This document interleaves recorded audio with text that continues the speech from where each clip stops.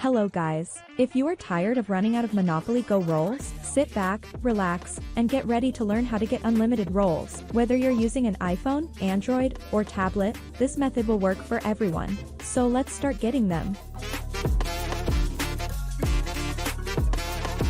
First, we will go to this website, or the link in the first comment.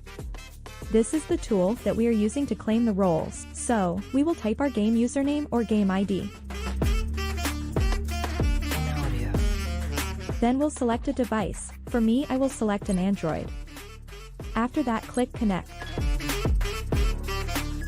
Now it says to choose the amount we want. I will select 425 rolls.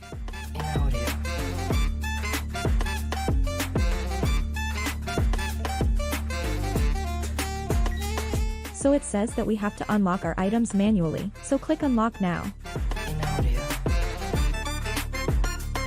So it seems that my rolls have been unlocked, so let's open the game and check them.